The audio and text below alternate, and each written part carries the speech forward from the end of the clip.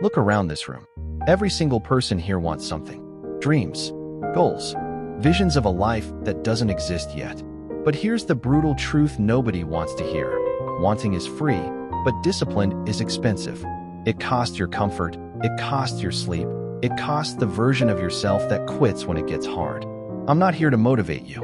Motivation is a feeling, and feelings fade by Tuesday afternoon when you're exhausted and Netflix is calling your name. I'm here to talk about discipline, the only force on this planet that turns potential into reality. We love the myth of the natural, the prodigy, the person who was born for this. It's a beautiful lie that lets us off the hook. Because if success is about talent, something you're born with, then your lack of success isn't your fault, right? You just didn't get the genetic lottery ticket. But let me tell you what I've observed after years of watching winners and losers. Talent is the most overrated commodity in the world, and discipline is the most undervalued. A disciplined person with average intelligence will destroy a genius who can't show up consistently every single time. The writer who writes 500 words daily beats the brilliant writer who waits for inspiration. The entrepreneur who makes 10 cold calls every morning crushes the visionary who spends months perfecting a business plan. Discipline doesn't care about your potential. Discipline cares about your practice. Let me give you some math that changed my life. If you get 1% better every single day for 1 year, you don't end up 365% better. You end up 37 times better. But here's the catch. For the first 60 days, you see almost nothing. The results are invisible. Your friends think you're wasting your time. Your own brain tells you it's not working. This is where discipline becomes your lifeline. Most people quit in the invisible gap. They work hard for a month, see no results, and conclude it's not meant to be. They never stick around long enough for the compound curve to bend upward. Discipline is the commitment to keep going when the feedback loop is broken, when no one is clapping, when the scale hasn't moved, when the bank account hasn't changed, when your own reflection is asking if this is even working. Discipline whispers, trust the math, trust the process, keep going. Now let's get practical. Discipline isn't willpower. Willpower is a finite resource that runs out by 11 a.m. Discipline is architecture.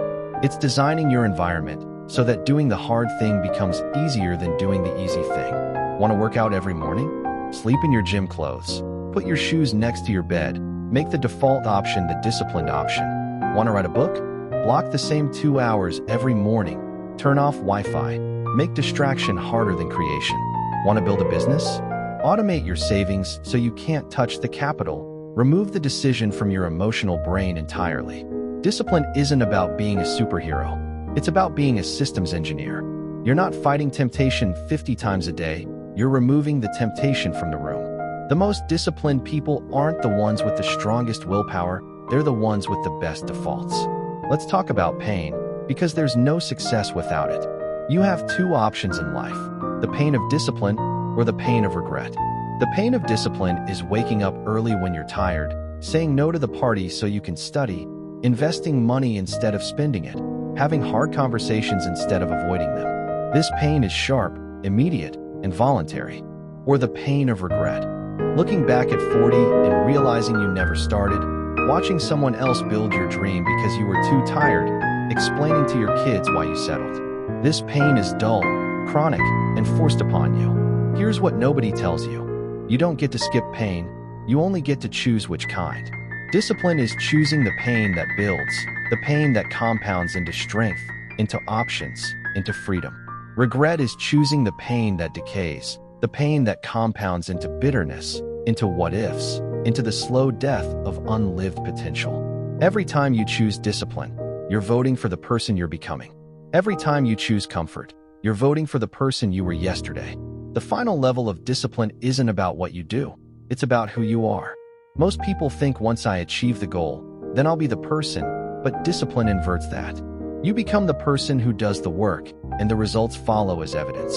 You don't work out to become an athlete. You become an athlete, so you work out. You don't write to become a writer. You become a writer, so you write. You don't build a business to become an entrepreneur. You become an entrepreneur, so you build. This is the ultimate hack. When discipline becomes identity, it stops being effort and starts being expression. You don't have to go to the gym. You go because that's what you do. You don't have to make the sales call. You make it because that's who you are. The external results, the money, the recognition, the success, those are just lagging indicators of an internal transformation that already happened. So here's my challenge to you. Stop waiting to feel like it. Stop waiting for the perfect plan. Stop waiting for permission, for inspiration, for the right time. The right time is a lie told by fear. Your future self is watching you right now through memories. What are you going to do in this moment that they'll be grateful for? Discipline is a love letter to the person you're becoming. Write it daily. Write it when it's hard. Write it when no one else believes. Because at the end of your life, you won't regret the work you did. You'll regret the work you avoided, the dreams you left in your head, the potential you never cashed in. Success isn't a destination. It's the byproduct of disciplined motion. Now get to work.